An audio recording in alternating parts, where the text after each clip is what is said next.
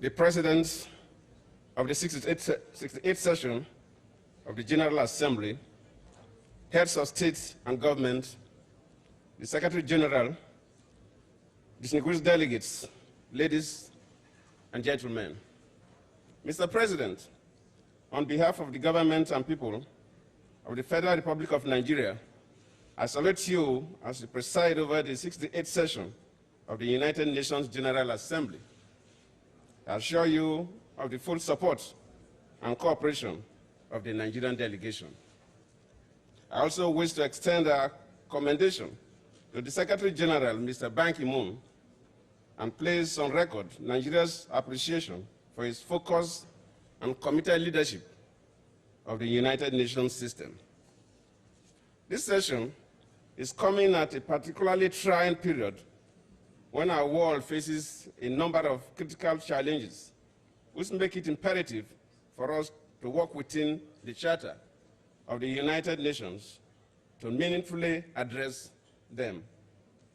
It is therefore apt that the theme, Post-2015 Development Agenda, setting the stage, signposts our desire and determination to actively cooperate for the improvement of the overall welfare and well-being of the most vulnerable citizens of the member states of our organization.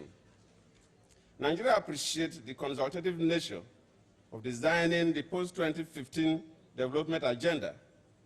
Earlier in the year, we supported this global outreach through inclusive consultations and surveys of a number of Nigerians who have expressed their aspirations with respect to the world they expect beyond 2015. A major highlight of this process, which has increased national ownership of the agenda, is the emphasis on the eradication of poverty as the overarching principle in the formulation of the successor framework. Indeed, tomorrow, Nigeria will be hosting a side event on the implementation of the MDGs in collaboration with the United Nations, a number of African countries, and our development partners. As I had cause to say to this assembly last session, 2015 is not a destination, but only a milestone to a better, safer, healthier, and more compassionate world. Let us therefore renew our commitment to the processes that will develop the post-MDGs framework. Mr. President, this objective is of particular resonance to us in Africa, where the challenges of poverty, illiteracy, food insecurity, and climate change continue to engage the attention of the political leadership. The good news, however, is that in the last decade, a sustained democratization process across the continent has made significant differences in governance processes, institutions, and structures. Today, we have a renaissance Africa that has moved away from the era of dictatorship to a new dawn where the ideals of good governance and an emphasis on human rights and justice are beginning to drive state-society relations. This is the present reality of Africa that must replace the old prejudices and assumptions about the continent. We are firm in our conviction that democracy is fundamental to achieving the requisite stability that will enable the realization of a sustainable post-2015 development agenda in Africa. This emergent Africa will require the continued support and partnership of the international community, an Africa that is no longer merely a destination for aid, but one that is involved in constructive multi-sectoral exchanges on the global stage. Our continent stands ready to continue to engage the rest of the world as a partner in formulating a global development agenda that will guarantee peace, security, and stability. I wish to express my appreciation for Nigeria's selection as co-chair of the Expert Committee on Financing Sustainable Development. The importance of this committee's assignment cannot be overstated. For the post-2015 development agenda to be realistic, it must be backed by a robust financing framework, which I hope will receive the strong backing of our organization's more endowed members. Mr. President, Nigeria's commitment to sustainable peace and security propels the country to action along with member states of our sub-regional and continental organizations whenever stability is threatened in our continent. In recent years, Africa has had its share of conflicts, notably in Mali, Guinea-Bissau, Democratic Republic of Congo, Central African Republic, and Somalia. It is noteworthy that African leaders, with the support of the international community, have demonstrated the capacity to work in concert and decisively in pursuit of long-term solutions in the affected states. While a lot more still needs to be done, we are convinced that progress is being made. The recent presidential election in Mali heralded a new beginning that should translate into peace and prosperity for our people and provide a stronger basis for stability within the sub-region. I congratulate President Ibrahim Boubacar Keïta, who is here with us today. Similarly, the political transition process in Guinea-Bissau holds much promise among African leaders. There is a greater determination and focus on the transformation of the continent. This is the required impetus for the achievement of development objectives that will benefit the people and rebrand the continent even more positively. Although our world has not witnessed a global war since the establishment of the United Nations, there have been several conflicts with devastating consequences and impact in virtually all regions of the world. As global citizens, we have a sacred duty to free our world of wars, rivalries, ethnic conflicts, and religious divisions. Our collective efforts in our drive for a better world will continue to bind us together. Mr. President, Nigeria continues to support the efforts of the United Nations in addressing the global initiative to combat the menace of the illicit trade in small arms and light weapons. We have redoubled efforts to address this onerous challenge within our borders and across the West African sub-region. In doing so, we also recognize the need for a broad-based global partnership in the ongoing battle against transborder crimes, including terrorism and acts of piracy. It is regrettable that these scourges are sustained by unfettered access by non-state actors to illicit small arms and light weapons, with which they foster insecurity and instability across continents. For us in Africa, these are the weapons of mass destruction.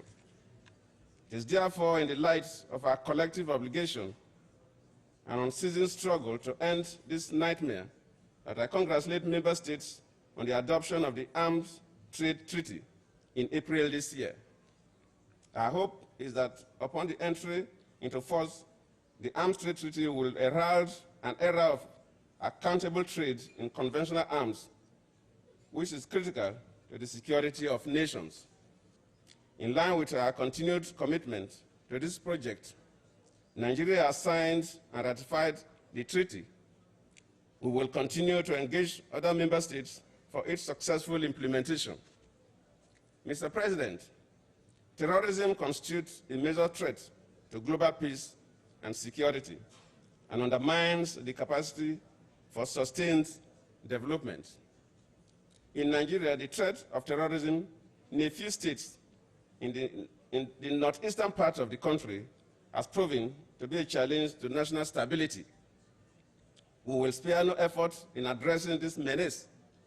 We are therefore confronting it with every resource at our disposal, with due regard for fundamental human rights and the rule of law. Nigeria would like to place on record its appreciation to the international community for its support in this regard.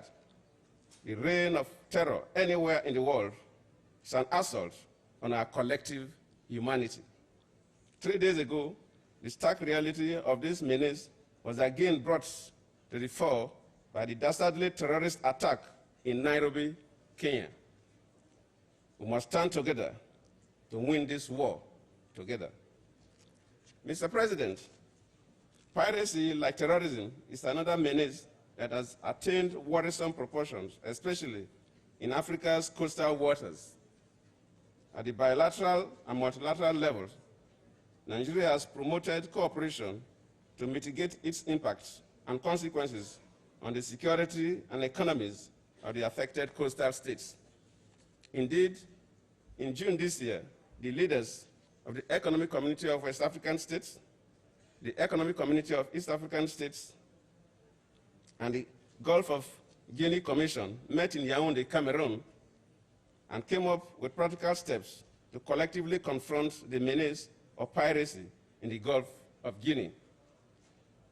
This effort will, no doubt, require reinforcement and wider support and collaborative action on the part of our international partners. Mr. President, the situation in the Middle East remains volatile. The reported use of chemical weapons in the Syrian crisis is unacceptable.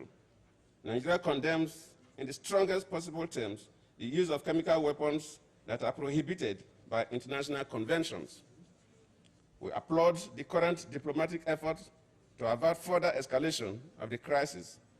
We urge all parties involved to end the violence and seek a negotiated solution, including the instrumentality of the United Nations. The threat which nuclear weapons pose to the survival of the human race is to be understood not just in the context of aspirational states, but also the nations already in possession of such weapons.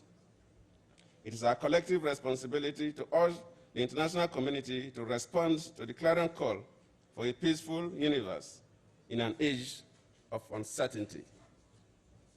We can attain this objective if we adopt measures and policies that will promote nuclear disarmament, protect and renew our environment, and push towards an international system that is based on trust, mutual respect, and shared goals.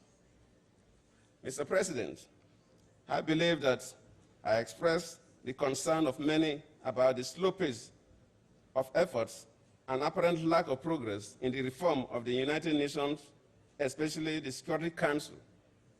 We believe strongly that the call for democratization worldwide should not be for states only, but also for international organizations such as the United Nations. That is why we call for the democratization of the Security Council. This is desirable for the enthronement of justice, equity, and fairness, and also for the promotion of a sense of inclusiveness and balance in our world. Our support for the United Nations Security Council in its primary responsibility for the maintenance of international peace and security has been total and unwavering. We have, in previous membership of the Council, demonstrated both the political will and capacity to engage in key Council responsibilities. Nigeria has therefore decided to seek election for the 2014 to 2015 non-permanent seat of the United Nations Security Council. I am pleased to state that Nigeria has received the endorsement of the Economic Community of West African States and the African Union. We urge this August Assembly to endorse Nigeria's candidature. Mr. President, our world continues to be confronted by pressing problems and threats. No statements that will be made during this session can exhaust the extent of these problems. The world looks to us as leaders to provide hope in the midst of crisis, to provide guidance through difficult socio-political divisions, and to ensure that we live in a better world. We have obligations to the present generation, but we have even greater obligations to generation yet unborn, who should one day inherit a world of sufficiency irrespective of the circumstances of their birth or where they stand on the globe. We must work to make the world a reality in recognition of our common heritage. We must strive to eradicate poverty, hunger, disease, and human misery. We must eliminate the scourge of nuclear, chemical, biological, as well as small arms and light weapons. We must dedicate ourselves to working together to address global, regional, and national challenges and deliver a more peaceful, equitable, and prosperous world for all. It is our duty. We must not fail. I thank you.